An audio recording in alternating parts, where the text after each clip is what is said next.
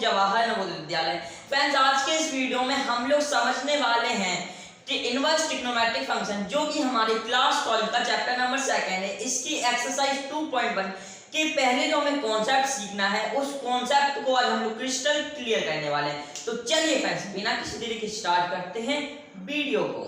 अब कॉन्सेप्ट निकालेंगे हम चैप्टर के नेम से ही। चैप्टर का नेम आपके सामने है, इनवर्स ट्रिग्नोमेट्रिक फंक्शन। तो यह है इनवर्स ट्रिग्नोमेट्रिक फंक्शन। तो ट्रिग्नोमेट्रिक फंक्शन तो आपने पढ़ा ही है। क्या होता था ट्रिग्नोमेट्रिक फंक्शन? प्रीवियस क्लासेस में हमने ये सिखाया था आपको कि साइन, कॉस, टेन, कोसेक, सेक और कॉट, ये होते हैं हमारे ट्रिग्नोमेट्रिक फंक्शन। अब इसमें क्लास 12 में हमारा एक वर्ड और इसमें जुड़ गया, इनवर्स ट्रिग्नोमेट्रिक फंक्शन।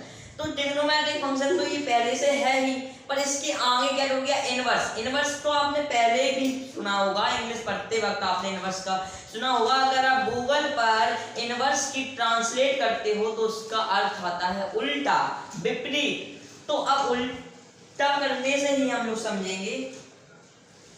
जैसे कि यहां पर हमने ले लिया साइन थीटा।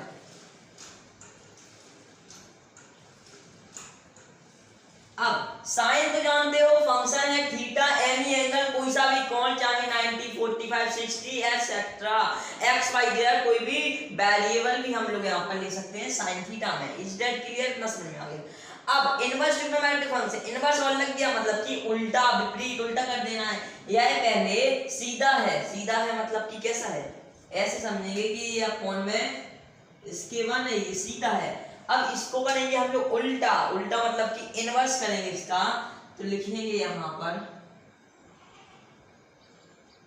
इनवर्स। तो इसका जब हम लोग इनवर्स करेंगे तो ये हमारा निकल के आने वाला है इसका उल्टा। उल्टा मतलब कि 1 अपॉन साइन थीटा, और 1 अपॉन साइन थीटा ये आ गया। यही है इनवर्स ट्रिग्नोमेट्रिक फंक्शन। चैप्टर खत्म, बस इतना ही है इनवर्स ट्रिग्नोमेट्रिक फंक्शन। और आगे के जो कॉन्सेप्ट्स हैं वो मैं आपको सिखाता जाऊंगा। बस बेसिकली मोटा मोटा इस चैप्टर में यही है। बहुत ही आसान चैप्टर है, इस चैप्टर से डरना नहीं है आपको। बस इसको लिखने का तरीका भी होता है, वो मैं और आपको बता देता हूं। उसके बाद आगे के कॉन्सेप्ट सीखेंगे यहाँ पर। अब इसको लिखने के लिए आप लोग एक और तरीके से इसको लिख सकते हो। वो तरीका है हमारा कि यहाँ पर साइन थीटा तो आप ऐसे लिखते ही हो। अब बस यहाँ पर हमें लगाना है इनवर्स -1, इसकी पावर -1 लगा देनी है। यही होता है इनवर्स। मतलब कि कोई भी नंबर हमारा अपॉन में हो तो उस नंबर पर अपॉन में है वहां पर -1 उसकी पावर लगा देनी है। बस वही आ गया।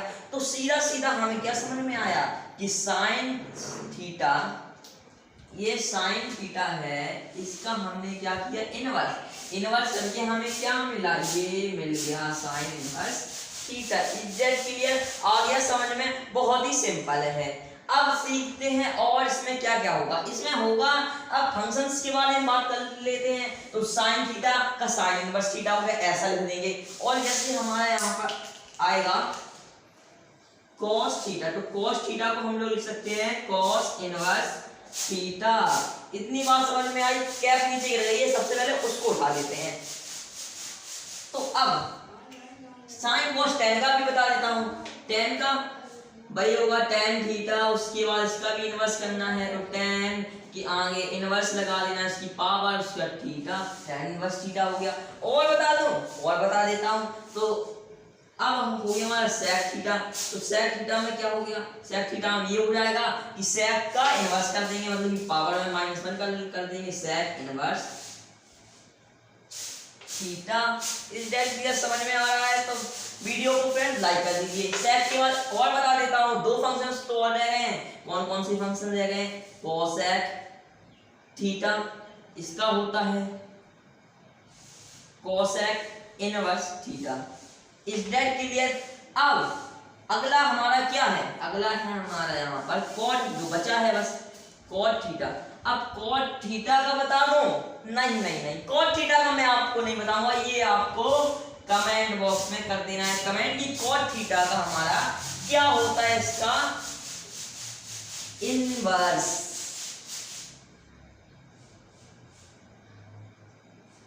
Is that clear? समझ में आ गया?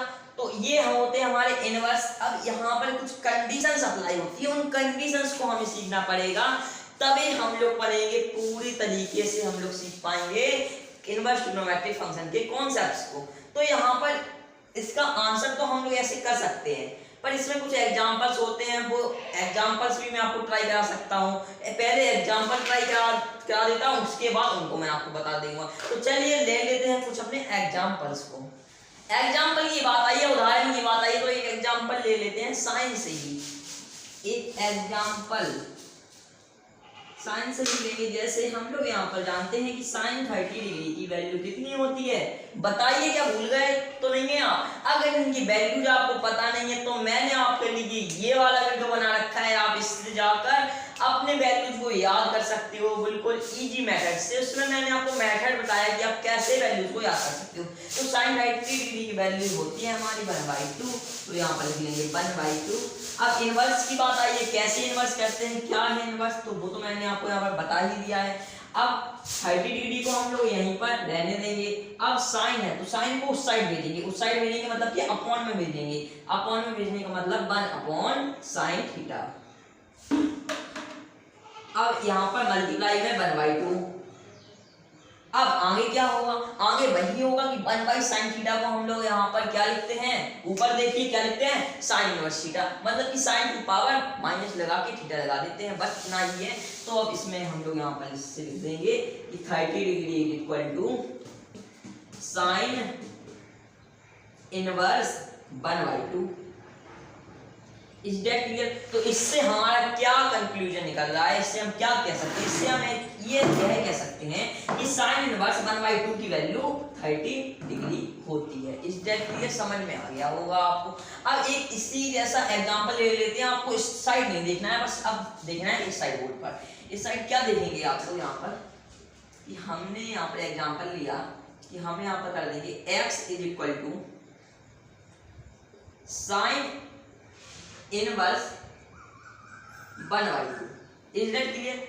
चलिए आप वहां पर देख भी सकते हो। तो यहाँ पर हम लोग एक काम कर देते हैं, 1/2 को हटाकर 1 लिख देते हैं। तो अब इसके अंदर हमारा आ गया 1। तो अब हमें देखना क्या है कि साइन इनवर्स की वैल्यू हम लोग यहाँ पर कितना एंगल आएगा, यहाँ पर साइन इनवर्स 1। तो साइन 1 कितने पर होता है, साइन 1 हमारा कितने पर होता है, साइन 1 होता है हमारा 90 डिग्री पर। 90 डिग्री इसको हमें किसमें लिखना पड़ेगा, रेडियन में। एंगल को हमने पढ़ना छोड़ दिया था 11th क्लास में, हमने आपको सिखाया था रेडियन को। तो रेडियन में यहाँ पर बदल देंगे हम लोग 90 डिग्री को। 90 डिग्री रेडियन में कितना होता है, देखो 2 पाई होता है, वो हमारा 360 डिग्री को बोलते हैं, और पाई बोलते हैं हम लोग 180 डिग्री को। तो π/2 बोलेंगे 90 डिग्री को। तो यहाँ पर आ जाएगा π/2 आएगा साइन इनवर्स इक्वल x। तो बेसिकली जो आपकी एक्सरसाइज में क्वेश्चन आपको ऐसा बनकर मिलेगा, इस टाइप का क्वेश्चन। अब इसको सॉल्व आउट करना है, तो π/2 आप देखते ही समझ जाओगे कि 90 डिग्री है। तो यहाँ पर सीधा लिख दोगे π/2 की जगह पर साइन 90 डिग्री। तो आगे करेंगे, यहाँ पर आएगा x, यहाँ पर आएगा साइन इनवर्स, और यहाँ पर आएगा साइन 90 डिग्री, साइन 90 डिग्री। तो यहाँ पर साइन 90 डिग्री लिख देंगे, या π/2 लिख देंगे, सब बात एक ही है। यहाँ पर ये 1 है, यहाँ पर साइन कर देंगे साइन π/2, जो हमने यहाँ पर 90 डिग्री लिखा है, ये भी सही है, ये भी सही है। तो अब हमने इसको मैंने रेडियन में बता दिया था।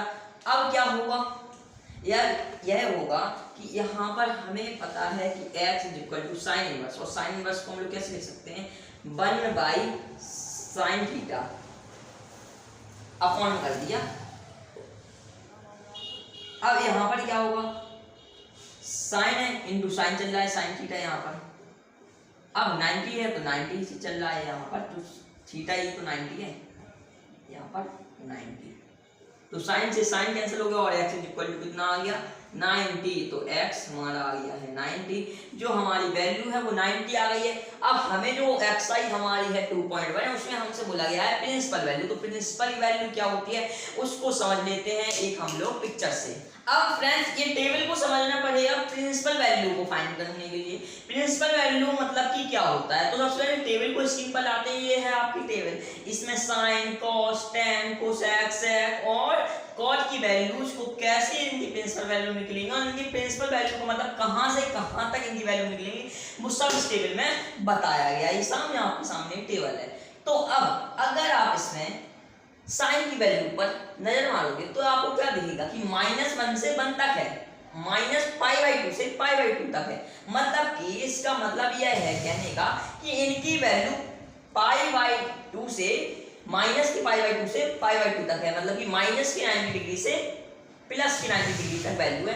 ऐसे ही नीचे cos की कितने से कितने तक है ये दिया गया है, tan की भी दिया गया है, tan के नीचे cosec की दिया गया है, cosec के नीचे sec की दिया गया है और उसके नीचे cot की दिया गया है। ये है हमारी कौन सी वैल्यूज, प्रिंसिपल वैल्यू को कैसे फाउंड आउट करते हैं। तो फ्रेंड्स यही था हमारा कॉन्सेप्ट। आज का वीडियो हम अपना यहीं पर खत्म करते हैं। अब हम मिलते हैं आपको अपने अगले वीडियो में।